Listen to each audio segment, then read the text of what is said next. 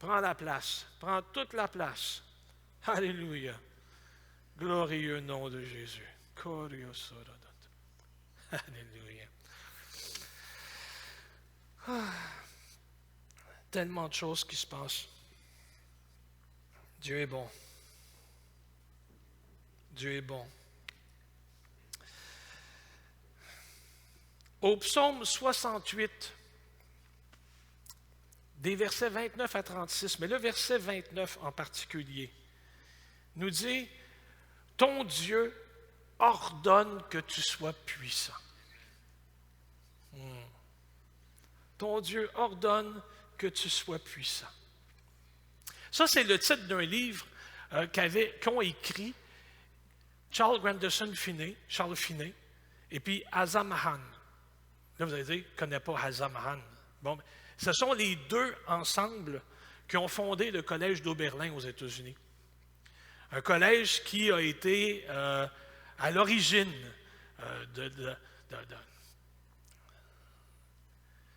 à l'origine du réveil aux États-Unis, ou d'un réveil. Tout le monde connaît Charles Grandison Finney. Tout le monde ignore Asa Mahan, mais c'est parce que c'est ça. Finney faisait près de 7 pieds, puis on ne sait pas quelle grandeur faisait Asa Mahan. C'est le grand qui paraissait, mais l'autre. Mais c'était l'équipe. C'est l'équipe qui ont fait le réveil. Puis ils ont composé un texte comme ça sur le baptême dans le Saint-Esprit. Puis le titre, c'était « Ton Dieu ordonne que tu sois puissant ». Quand j'avais utilisé ce titre-là pour un travail au collège biblique, le professeur m'avait dit c'est un peu tiré par les cheveux. Il n'y a pas de lien vraiment entre le psaume et l'évidence du baptême dans le Saint-Esprit. Puis, effectivement, je me suis dit, bon, OK, c'est correct. Puis, rendu à l'âge que j'ai, donc 39 ans à peu près, rendu à l'âge que j'ai, je me suis dit, si c'était bon pour Charles Finney et Asa Mahan, les fondateurs du Collège d'Oberlin, que de prendre ce texte-là puis de dire « Ton Dieu ordonne que tu sois puissant ». De la même façon que Dieu dit, Dieu a décrété le salut sur le monde et il a envoyé son Fils unique afin que quiconque croit en lui ne périsse pas, mais qu'il ait la vie éternelle. Puis, en les sauvant, Dieu leur accorde la présence et la puissance en la personne du Saint-Esprit. Alors, je me dis, si c'était bon pour eux autres, je pense que ça va être bon pour moi. Mon Dieu ordonne que je sois puissant.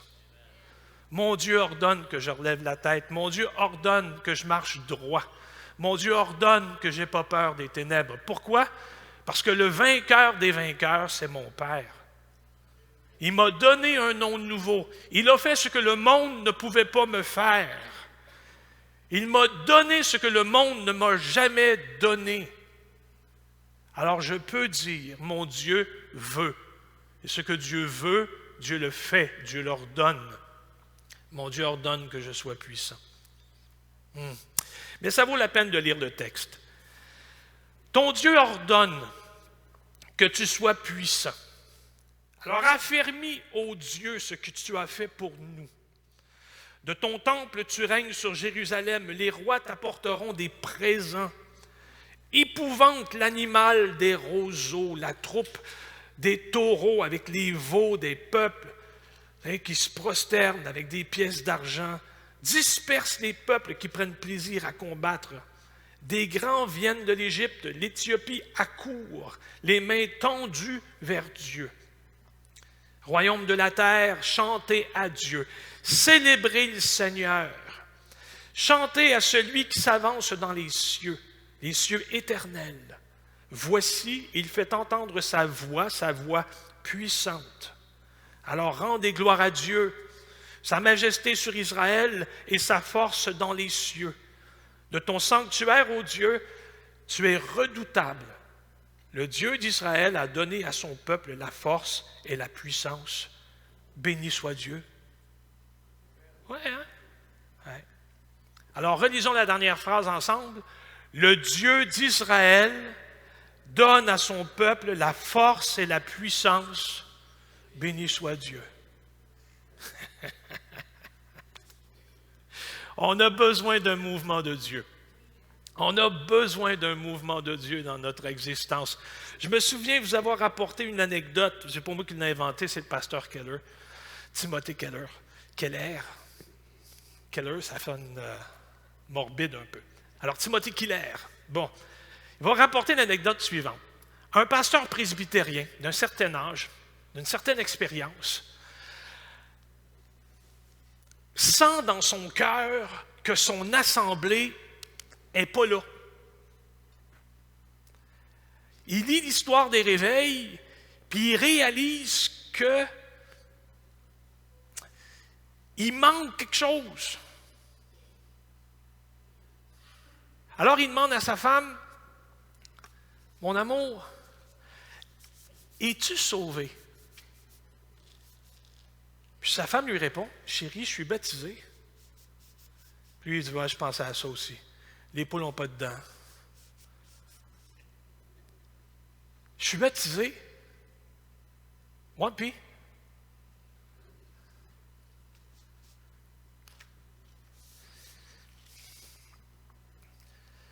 Le docteur Martin Lloyd Jones, c'était un médecin qui était impliqué à l'Église anglicane dans le temps de C.S. Lewis, quelque chose du genre. Mais c'était un grand orateur. Puis lui, il a dit, quand je pose la question à quelqu'un, « Es-tu sauvé? » Il dit, en 2 minutes de réponse, je le sais s'il l'est ou s'il ne l'est pas. Quand l'individu me répond, « Par grâce de Dieu, oui. » OK. Et quand l'individu commence à dire, je sais qu'il est mort à la croix pour moi, qu'il est ressuscité pour moi. Puis depuis, je mets tous les efforts dans ma vie pour m'accorder à sa volonté. Puis déjà là, lui, il n'a pas compris. Il n'a absolument pas compris. Tu es sauvé par grâce et tu sers par amour. Et tu n'espères rien d'autre que de recevoir plus de grâce. Parce que tu ne peux pas espérer soudainement, après 3 ans, 5 ans, 12 ans de vie chrétienne, dire « Non, mais je sais comment Dieu marche. Si je fais ça comme ça, il va être content. » Non.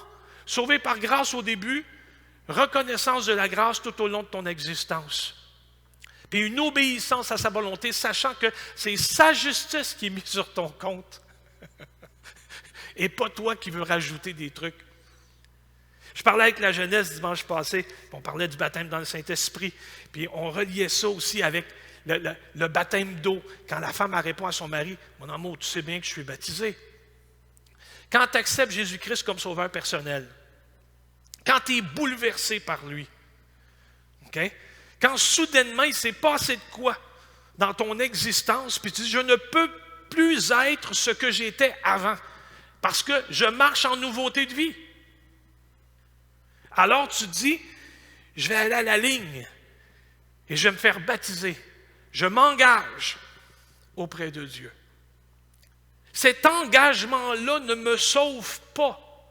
Je m'engage parce qu'il a tout fait pour moi. Et je veux maintenant dire au monde que j'ai été enseveli avec Christ et que si je vis, ce n'est plus moi qui vis, c'est Christ qui vit en moi. C'est ça le baptême. Quand je réfléchissais à cette anecdote-là, je me disais, et à tous ceux qui ici ont été baptisés, et à tous ceux qui nous écoutent et qui ont passé par les eaux du baptême, on pourrait leur dire, est-ce que vous vous rappelez de votre engagement? Hey, parce qu'on en connaît-tu des gens? Puis, ils ne se sont pas fait baptiser tous sur le coup de l'émotion. Ça a été réfléchi jusqu'à ce que les soucis du monde... Et comme la semence, les soucis du monde poussent jusqu'à étouffer celle qui était là. Si ce matin tu as passé par les eaux du baptême, si tu entends cette parole-là, puis tu dis, oh non, où est-ce que je me suis rendu? Il n'est pas trop tard. Tu reviens à ton Père. Puis tu dis, Père, j'ai besoin d'un réveil. Tu fais comme le fils prodigue. Tu réalises que tu es après manger de disette, puis que tu aimerais te nourrir de ce qu'on donne aux cochons. Quand tu es rendu là, fais comme le fils prodigue, puis tu reviens. Tu reviens. Parce qu'il y a de la place. Puis il peut faire revivre ton cœur. Il peut faire revivre ton cœur. Alors quand tu es assis chez vous, et que tu dis, je ne vois pas pourquoi je ne sens rien. J'ai suivi toutes les étapes. J'ai suivi toutes les flèches. J'ai fait tout ce qu'on me demandait. Et soudainement, je ne comprends pas, il me semble que ça... Seigneur, souffle. Seigneur, souffle. Souffle. Je me replace à ta disposition. Alors, la semaine dernière, je vous avais dit des prérequis.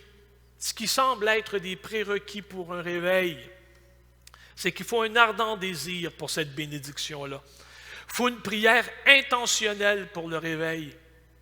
Il faut se repentir des péchés qu'on connaît, se soumettre à la Seigneurie de Jésus-Christ, avoir un esprit d'unité dans l'assemblée. Puis là, c'est comique parce que se repentir des péchés qu'on connaît, se soumettre à la Seigneurie de Jésus-Christ et avoir un esprit d'unité dans l'Église. Je lisais un livre avant de me coucher hier, puis le pasteur Mel, un pasteur de l'Ouest canadien, parlait de relations dans l'Église.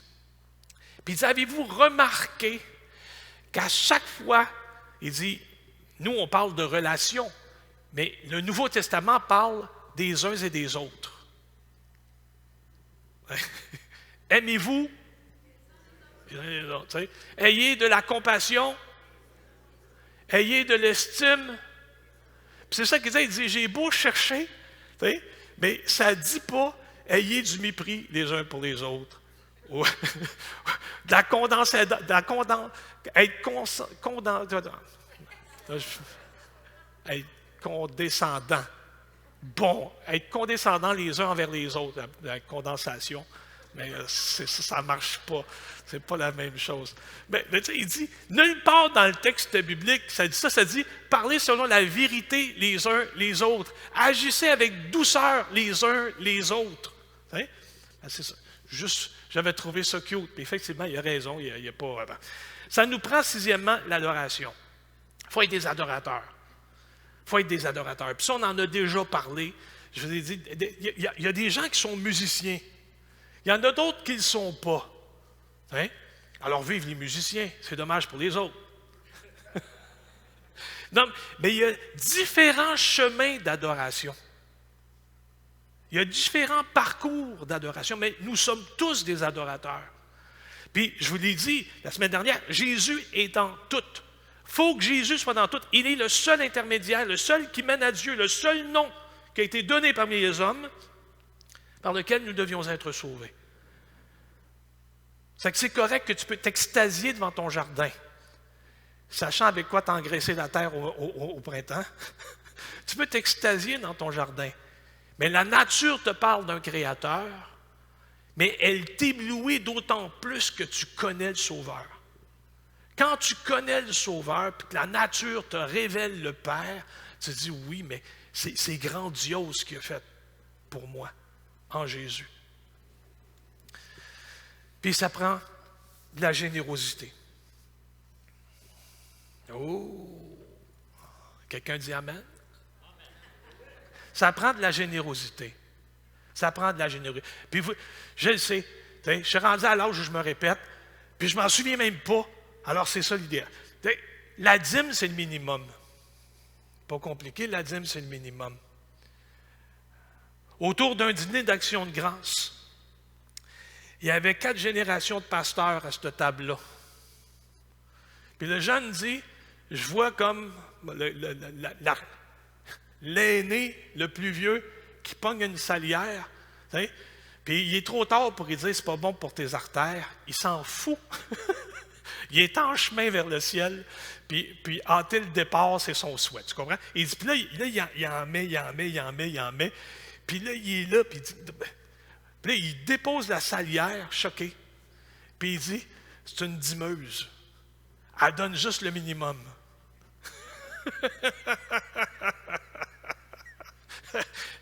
Oui, moi, l'image m'est restée. Parce que la dîme, c'est le minimum. Après ça, c'est les offrandes. Le saviez-vous? Mais la dîme, ce n'est pas juste la dîme de ton argent, c'est la dîme de ton temps. Puis c'est les bonus que tu donnes aussi en temps. Et à ça, je veux rendre grâce pour l'équipe qui s'occupe de l'entretien de l'Église, les musiciens, les diacres, tous ceux. C'est une fourmilière ici. Puis je bénis Dieu pour ça. Parce qu'il y a des églises qui sont gérées par un staff. Puis il y a des églises, c'est les bénévoles qui sont là, c'est les gens. Parce que c'est l'église des gens. Puis je glorifie Dieu, je bénis Dieu d'être placé dans une église où c'est une église aux gens. Générosité. Ça, c'est des prérequis pour un réveil. Oui. Si tu ne te donnes pas à la prière, si tu ne t'appliques pas à la lecture de l'Écriture, si tu ne te donnes pas à l'adoration, si tu ne veilles pas sur ton cœur, comme dit le proverbe, garde ton cœur plus que toute autre chose, si tu ne prends pas le temps de le faire, tu n'es pas quelqu'un de généreux. Dieu a été généreux envers toi. Est-ce que les choses de Dieu me préoccupent? Est-ce que j'aime ce qu'il aime et est-ce que je fais ce qu'il fait? Est-ce que je cherche sa face? Est-ce que j'attriste son esprit? Est-ce que je recherche à recevoir la manifestation de la puissance de Dieu qu'on appelle le baptême dans le Saint-Esprit? Est-ce que je cherche cette communion-là? Est-ce que vous écoutez votre conscience quand le Saint-Esprit lui parle? Oh! Tu sais, quand tu es sur le point de faire quelque chose, puis dans ta tête, ça dit, t'es sûr? Ça, cette voix-là, tu sais, si même ta conscience te dit qu'elle n'est pas sûre, il faut que tu te retiennes. Puis des fois, cette voix-là va dire, dis-lui, ou va.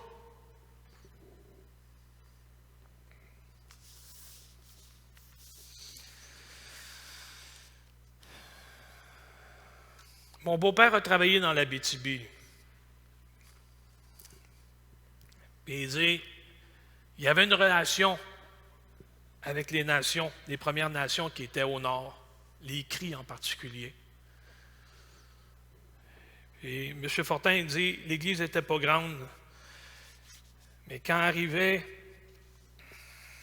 le printemps, il sortait du nord, du bois, puis il savait où était la porte puis la clé. Puis il rentrait, puis il prenait tout le sous-sol à l'église, puis il dit, t'as pas un sous-sol. Mais c'est là qu'il s'installait. Puis il dit, quand tu ouvrais la porte le matin, là, se faisait comme, oh, ils sont arrivés. Il dit, à un moment donné, il dit, j'avais décidé de creuser le sous-sol pour installer un poêle à bois, pour chauffer le plancher, parce que c'était avant les barrages, puis à Val-d'Or, moins 40, ça existait. Il dit, cette journée-là, j'avais convoqué l'église. C'était pas une grosse église. J'avais convoqué les hommes pour venir m'aider. Puis il dit, comme d'habitude, il n'était pas là. C'est que je me suis mis à piocher, puis j'ai pioché, puis j'ai pioché. Puis en dedans, je parlais tout seul. Puis plus je parlais tout seul, plus que je piochais. Ah, puis ça creusait. Ça creusait. Il dit, puis à un moment donné, il dit, il y a une délégation comme ça, de ce peuple-là qui vient me voir, puis qui me dit, il faudrait que tu viennes avec nous autres dans le bois. Parce qu'on a des malades, il faudrait que tu pries pour eux. C'est que là, je leur ai dit, dans ma tête, ça me disait, sais-tu en quel temps d'année nous sommes? Sais-tu que j'ai 2 semaines pour creuser ce sous-sol-là, parce qu'après ça, ça va être gelé dur. Moi, je ne pourrais plus rien faire, là. Hein? Puis soudainement, dans ma tête, ça me dit, à matin, tu n'as pas prié, toi, en me disant, prends ma vie, prends mon temps, je suis à toi. Et j'ai fait comme, oh non. Ça fait qu'il dit, je suis allé. Puis ils ont l'a traversé le bois. Puis rendu au campement, Il dit, il y avait un ancien qui était consomption, puis qui avait presque plus de poumons, les derniers morceaux sortaient. Il dit, puis tout mon cœur s'est émietté, puis s'est affligé, puis je suis parti à pleurer. Puis j'ai demandé le pardon à Dieu. Parce que j'y avais donné ma vie, puis je l'avais repris. J'y avais donné mon temps, puis je l'avais repris. Fait qu'il dit, j'ai prié pour cet homme-là. Il dit, s'est levé. Plus de tout. Complètement guéri. Puis il dit, pour montrer à tout le monde qui était guéri, il a construit un camp à hache. Puis il a monté ça bio par bio. Lui tout seul. À la gloire de Dieu, c'était son autel d'action de grâce. Il dit, quand lui a été guéri, ça a été comme une traînée de poudre dans le camp. Puis il dit, Dieu a fait des choses extraordinaires cette journée-là. Il dit, on a passé l'hiver à geler, mais il dit, cette journée-là, ça a été une journée extraordinaire. Disponible. Le réveil, c'est la redécouverte de l'Évangile dans l'ordre suivant. C'est l'individu qui redécouvre pour lui l'Évangile, OK? Puis après ça, pour les autres. Quand tu es venu à Jésus pour la première fois, tu te souviens de ce que ça voulait dire, tu te souviens de ce que ça a fait, tu te souviens de ce que ça produit, puis pas juste pour toi, chez les autres aussi. Alors le réveil, c'est courir après ça. C'est vouloir absolument revivre ça. Puis pour certains, quand vous avez accepté Jésus-Christ comme sauveur personnel, les semaines qui ont suivi, ça n'a pas toujours été rose pour tout le monde. Il y a des gens qui ont été mis à la porte de la maison, puis c'était des ados, des jeunes adultes. Les parents ils ont dit « Ah, non, il n'est pas question. Ici, c'est catholique. » Même si ça fait 35 ans qu'ils n'étaient pas à l'église, soudainement, ils étaient catholiques. C'est qu'ils ont clairé les jeunes. Puis les jeunes, il a fallu se trouver des jobs, des appartements. Certains ont perdu leur emploi parce qu'ils étaient soudainement devenus chrétiens. Ça n'a pas été rose pour tout le monde. Dans les années 80, alors que j'étais au collège biblique, dans les années 80, on était un peu en 1604, là, mais il y a une dame qui était au collège biblique. Ça faisait 2 ans qu'elle était sauvée au collège biblique, consacrée à Dieu. Puis elle donnait son témoignage, puis elle disait « J'ai accepté Jésus-Christ comme sauveur personnel. À l'heure du dîner, je suis rentré pour le dire à mes parents. Puis à 5 heures, j'étais en chambre. Mes parents m'avaient mis dehors. Puis elle était au collège biblique, se consacrer à Dieu pour être ministre. C'est extraordinaire. C'est la redécouverte de l'Évangile pour soi, puis de savoir ce que ça avait produit. Oui, quand Jésus est venu dans ta vie la première fois, tu étais prêt à y donner la lune. Puis aujourd'hui, il faudrait que ce soit pareil. Parce qu'encore aujourd'hui, Jésus t'appelle. Parce qu'encore aujourd'hui, Jésus t'envoie. Hein? L'appel se fait entendre aussi à l'Église. Parce que l'Église, c'est la communauté de tous ces croyants-là, réunis au milieu de leur ville, de sa ville, pour produire finalement une incidence dans la cité. Je disais à mes jeunes vendredi, saviez-vous que dans votre, comme dirait le pasteur Philippe Joret, dans votre individuation, dans vous, là, vous êtes un paquet de potentiel capable de transformer votre monde. Vous pouvez, à vous seul, transformer votre monde. Alors, vous aspirez à quoi? C'est quoi vous voulez faire? Pour des gens, il faut absolument que les projets soient définis. Pour d'autres, ils vont comme le vent pousse. Hélène, au début de notre mariage, elle disait, moi, mon but dans la vie, c'est que je veux juste être heureuse. J'ai une maison, un mari, des enfants. C'est tout. Puis là, on est arrivé à la retraite.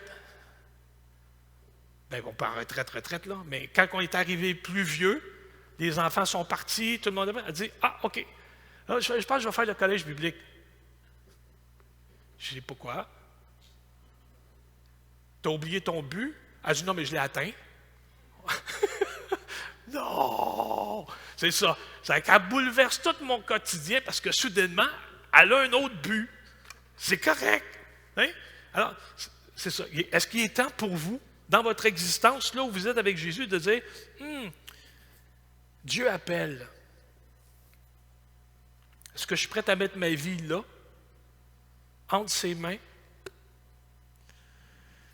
Me voici, Père, envoie-moi. Quand Dieu vient par amour, tu lui donnes tous tes péchés. Puis quand on lui a donné toutes nos erreurs, toutes nos fautes, nos errances, on a été généreux. On ne lui a rien caché. On dit, prends tout, Seigneur. Oui, prends tout, Seigneur. Ouais. On lui a donné nos cœurs, notre dévotion. On était comme Zachée. On était comme Zachée. On dit, Seigneur, si j'ai causé tort à quelqu'un, je vais y rembourser au double. Hein? S'il y a quelqu'un qui a de quoi contre moi, je vais marcher 3000 avec lui. Je vais tout réparer. On était des Zachées. L'Église est une communauté de Zachées, une bande de Zachées, avec des cœurs complètement transformés et devenus soudainement généreux. Pourquoi? Parce qu'on a trouvé la perle d'un grand prix. On vient de réaliser qu'il n'y a rien d'autre que ça qui compte. Il n'y a absolument rien d'autre qui compte.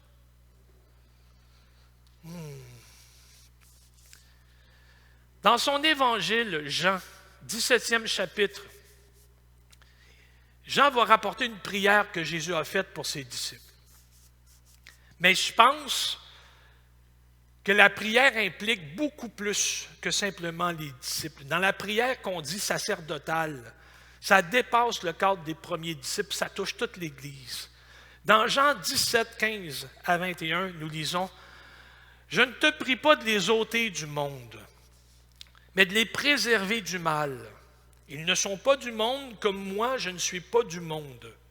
Alors sanctifie-les par ta vérité, ta parole est la vérité. Comme tu m'as envoyé dans le monde, je les ai aussi envoyés dans le monde. Et je me sanctifie moi-même pour eux. Je me suis mis à part moi-même pour eux, afin qu'eux aussi soient sanctifiés par la vérité. Ce n'est pas pour eux seulement que je prie, mais encore pour ceux qui croiront en moi par leur parole, afin que tous soient un comme toi, Père, tu es en moi, et comme je suis en toi, afin qu'eux aussi soient un en nous, pour que le monde croie que tu m'as envoyé.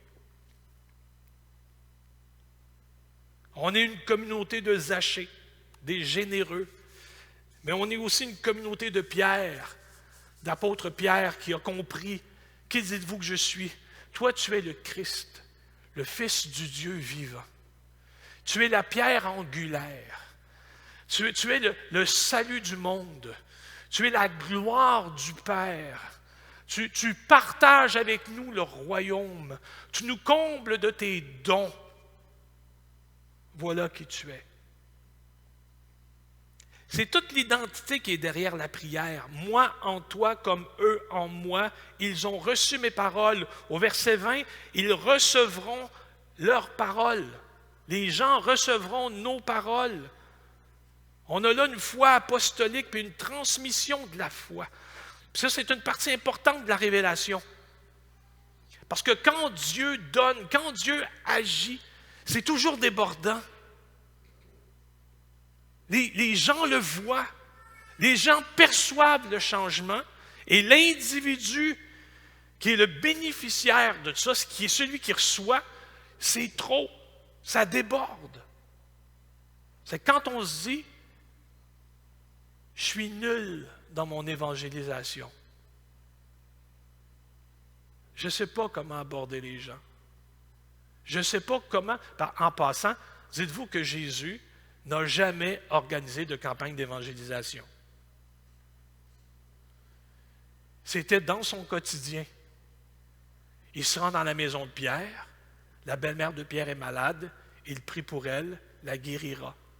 Les gens viendront à lui pour lui poser des questions. Jésus leur répondra.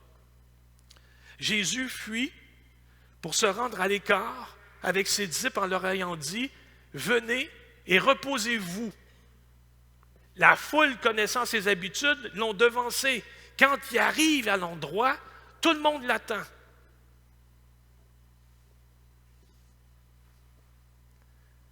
Parce que Jésus avait quelque chose en lui qui attirait. Et c'est ce quelque chose-là qu'il a retransmis aux apôtres puis aux disciples. Alors, nous avons quelque chose de contagieux. Et ce n'est pas la COVID. Ouais. Être en mesure d'ouvrir la bouche, puis quand on réalise qu'on n'est plus en mesure de le faire avec autant d'agilité ou d'habileté, c'est qu'il faut revenir à l'autel puis dire « Remplis-moi, Seigneur. Remplis-moi de tes viveux eaux. Que ma coupe déborde. Que ma coupe déborde. » Hein? Sous les menaces que les autorités avaient faites aux premiers disciples, ils se sont enfermés dans une pièce puis ils ont prié. Puis ils sont sortis de là pleins d'assurance. Dans la valeur et la dignité de celui qui les avait appelés. Ils se sont donc replacés sous la menace. Devant la menace, ils se sont replacés sous la seigneurie de Jésus-Christ. Ils ont dit non, rien à craindre. Le commandant des anges est celui qui marche à mes côtés. Suite à cette prière-là, on peut se poser la question. Qu'est-ce que l'Église? À quoi sert l'Église? Et c'est là que la discussion devient intéressante, ou même particulière ou spéciale. Parce que la fonction de l'Église, c'est de réunir les croyants autour de Jésus pour les édifier, pour les équiper en vue du travail à faire dans le monde. Hein? Donc pour nous, c'est Drummond. Hein? Mais il ne faut pas oublier, c'est qui donne l'appel? Parce qu'il peut fort bien que ce matin, vous ayez reçu l'appel, puis que ce ne soit pas pour Drummondville. Ça se peut qu'au milieu de nous, il y ait des gens appelés au ministère pastoral, qu'au milieu de nous, il y ait des cœurs qui vibrent et qui se disent, c'est la mission. Le but de l'Église, de nos réunions, c'est de permettre une rencontre avec Jésus, de permettre du temps d'adoration pour que les cœurs placés en lui perçoivent sa présence, puis par sa parole et par le Saint-Esprit discernent ce que Dieu a pour eux. Vous l'avez déjà entendu, il y a des gens qui disent « Moi, je viens à l'Église, puis je ne suis pas servi, je ne reçois rien. » Tu ne viens pas à l'Église pour recevoir. Tu viens à l'Église pour servir. Tu viens à l'Église pour te donner. C'est quand tu donnes que tu reçois. C'est quand tu es chez vous, puis que tu prépares ton cœur d'adorateur pour rentrer ici, pour être une bénédiction envers ceux et celles qui se réunissent. C'est là que soudainement, Dieu agit en toi, dans cette abnégation-là, dans cet oubli-là. La pire chose qu'on pourrait faire ce matin, c'est de trop parler d'Église puis d'oublier pourquoi elle est là. Pourquoi sommes-nous là? Nous sommes là pour rechercher et pour profiter de sa présence. Il y a juste ça qui compte. Le truc, c'est de réussir à le faire naturellement, dans l'esprit. Parce que je vous l'ai dit, on aura beau essayer de mettre les programmes en place, tout ce qu'on veut, mettre ça en place, ce n'est pas nous qui initions ça. On se place en disponibilité. On se met là, devant lui. C'est tout ce qu'on peut faire dans la prière, surtout. Il faut donc le faire naturellement dans l'esprit, sans trop y penser, parce que quand tu commences à t'interroger sur les caractéristiques d'une bonne Église, c'est là que tu commences à élaborer des étapes. Puis pour parvenir à se ressembler à ce que tu penses être l'Église idéale, puis là, tu risques de passer à côté, puis tu vas t'occuper à te comparer. C'est pas ça que Dieu veut. Pas ça que Dieu veut. On se rend à l'Église pour rencontrer le Seigneur. Puis au final, on peut même dire que si on se rend à l'Église pour rencontrer le Seigneur, est-ce que quand je regarde mon Église, je le vois lui?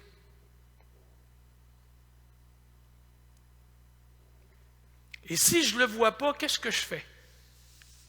L'apôtre Paul dira, dans une de ses lettres, « Soyez mes imitateurs comme je le suis moi-même de Christ. »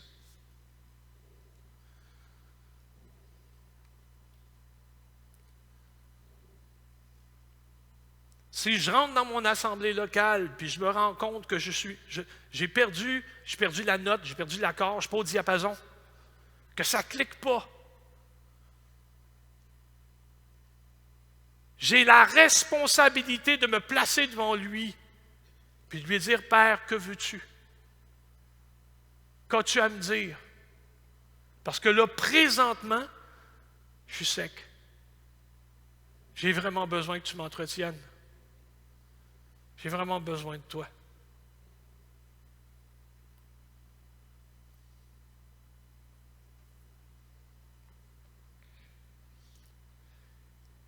L'Église advient comme un lieu de rencontre, un lieu d'édification, un lieu de formation. Et quand l'Église vit un réveil, c'est là que les gens deviennent missionnaires. Ils ne peuvent pas faire autrement. Ils ne peuvent pas. Ils ne peuvent pas. La journée où j'ai joué un 78 au golf, le monde entier l'a su. La fin de semaine d'après, personne n'a su mon score. Mais c'est la journée. Écoutez, quand j'ai accepté Jésus-Christ comme sauveur personnel, on était au dîner avec les 4 frères, moi, ma mère qui nous servait ce dîner.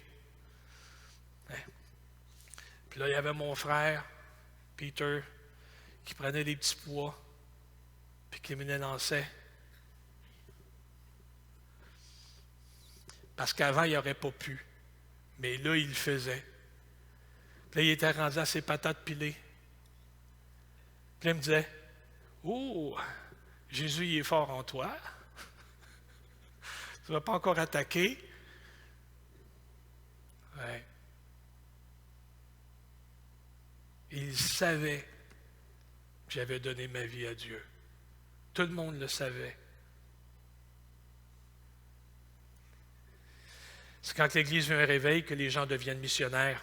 Le réveil, c'est quand le Saint-Esprit se déverse d'une manière extraordinaire, quand le Saint-Esprit donne de sa puissance. Hein? Ce qui fait en sorte que c'est son ordinaire qui devient dans nos vies. C'est son possible qui abat tous nos impossibles et qui nous rend capables de tout faire. C'est sûr qu'il y a des gens qui ne croient pas au réveil. Ce qui m'attriste, c'est que c'est plutôt des croyants d'expérience qui ont renoncé à y croire parce qu'ils sont fatigués. Alors, pour ne pas être déçus, ils décident de se protéger, puis de diminuer dans leur vie les exigences divines ou ce que Dieu peut faire, ou ce que Dieu veut faire. On est comme des Sadducéens. Connaissez la différence entre un pharisien et un Sadducéen? Un, ça commence par PH, l'autre par S. Non. C'est que les pharisiens, c'était des sanctifiés. Puis ils croyaient, ils n'étaient pas crédules, mais ils croyaient que Dieu, tellement puissant et vivant, qu'il se mêlait de leur affaire. Que Dieu était présent, qu'il envoyait un ange à la piscine de Siloé pour bouger l'eau. Que Dieu était encore capable de guérir. Que Dieu avait vraiment parlé à Moïse. Les Sadducéens, eux, ça c'était les nobles, ceux qui étaient des sacrificateurs puis qui ont été amenés en déportation. C'était la génération, c'était la descendance de ceux qui sont venus, de ceux qui ont connu la famine, la misère, le pays étranger, qui ont été obligés de revenir. C'est qu'eux se disaient, Dieu a établi des lois. Okay? Dieu a établi des lois et Dieu laisse fonctionner ces lois. À la fin de notre existence, on le rencontrera. Mais entre les deux, Dieu se mêle de ses affaires, pas des nôtres. Ils se protégeaient. Ils avaient eu mal, ils avaient connu la déportation alors qu'ils étaient convaincus que Dieu ne les amènerait pas à l'étranger. Alors au lieu de blâmer Dieu, ils se sont dit, bof, Dieu fonctionne d'une autre façon. Alors dans nos vies et dans nos églises, souvent de fois, on fait ça. On se protège, puis on se réinvente un Dieu. Un réveil, c'est la redécouverte de l'Évangile pour soi, puis de toutes les possibles que Dieu veut faire par son esprit au milieu de son Église, puis surtout dans mon cœur, dans mon être. Un réveil, c'est Dieu qui vient montrer à l'Église c'est quoi la normalité. Statistiquement parlant, et je termine avec ça, le croyant a vraiment faim et soif de Dieu à sa naissance. Mais Dieu n'a pas prévu qu'on ne le connaisse qu'à la naissance. Alors j'ai le droit, en lui, privilège d'une grâce immense, infinie. J'ai le droit de m'attendre à plus quand je suis sur terre. J'ai le droit de vouloir voir plus alors que je suis en lui. Alléluia. Alléluia. Je vous invite à vous lever.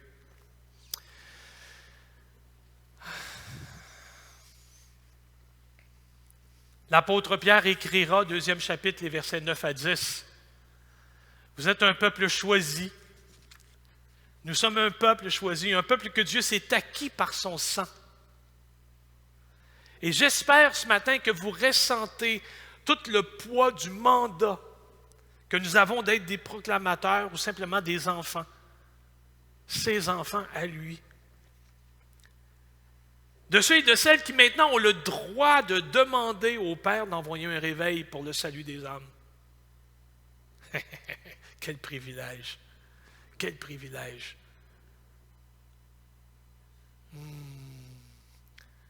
Chaque jour, nous devons être convaincus que Dieu a plus pour nous que ce qu'on voit. La seule chose qui nous qualifie à voir ce qu'il s'apprête à faire, c'est notre oui. C'est notre oui. Nous devrions, dis-je, être tous comme David, puis parler à notre âme, puis de dire, pourquoi est-ce que tu t'abats au-dedans de moi? Espère en Dieu. Espère en Dieu. Pourquoi? Parce que je le louerai encore. Parce que ce ne sont pas les circonstances qui dirigent mon existence ou ma vie. C'est Dieu. Mon Père. Nous devons nous entretenir des choses de Dieu. Jésus a dit à l'ensemble de la populace qui était devant lui, autant de ceux qui cherchaient sa face, de ceux qui ne le cherchaient pas, mais de ceux qui étaient là, qui ont simplement écouté, Jésus a lancé une invitation à l'humanité en disant que celui qui a soif vienne.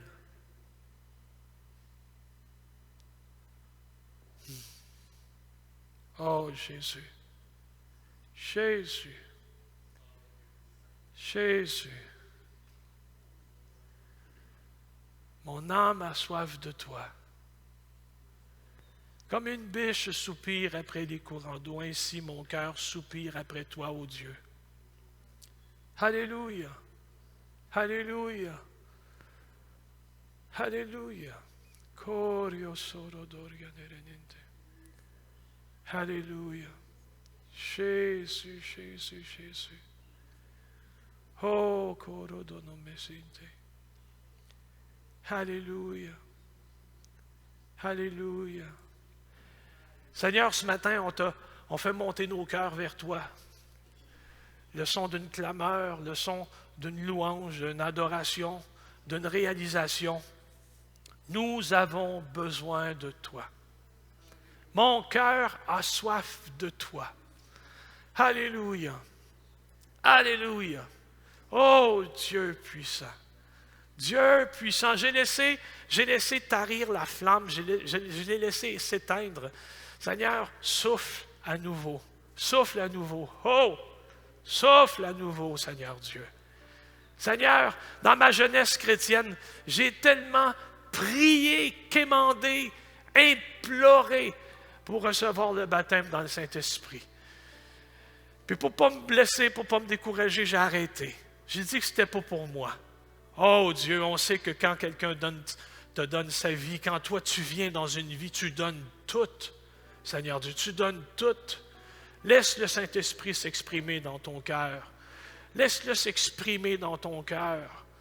Puis n'aie pas honte, ne sois pas embarrassé de lui dire, pourquoi pas, je réessaye, je veux plus. Accorde-moi, Seigneur Dieu, ton baptême dans le Saint-Esprit. Oh Jésus, tu souffles, tu bénis, tu élèves, Seigneur Dieu, tu arraches des cœurs ce qui n'est pas à ta gloire, tu panses les plaies. Oh, voici nos vies. Oh Jésus, Jésus. Alléluia. Oh Jésus.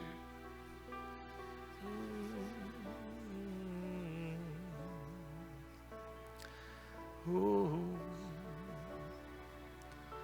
Seigneur Jésus. Alléluia. Alléluia. Oh, Alléluia.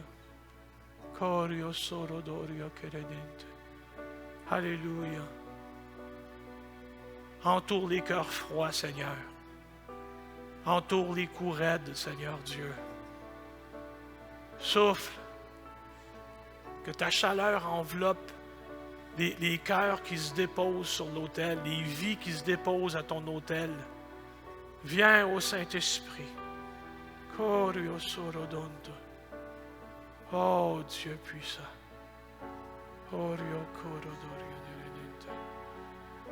Jésus, Jésus.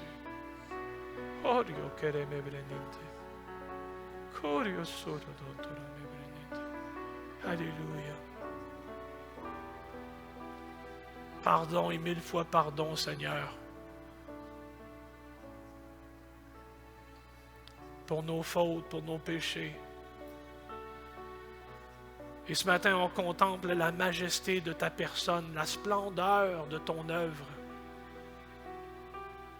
Puis d'un cœur reconnaissant, on te dit merci. Oh, merci. Merci, Seigneur Dieu. Alléluia.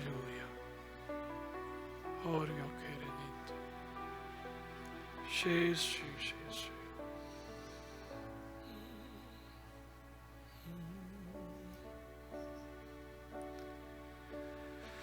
Oh, Seigneur Dieu.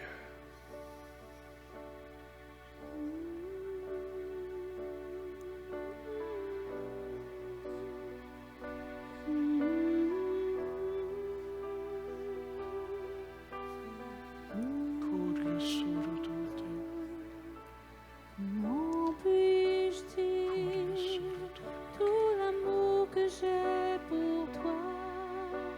Comment décrire ce que tu as fait pour moi?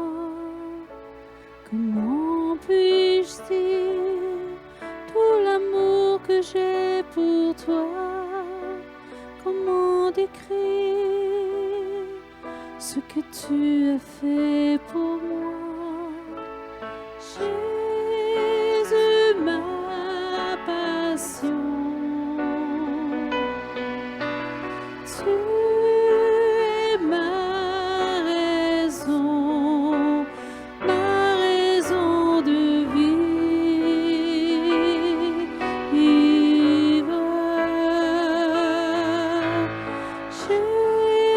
Jésus, ma passion.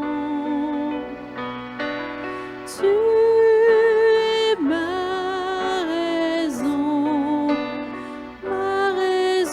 de vivre.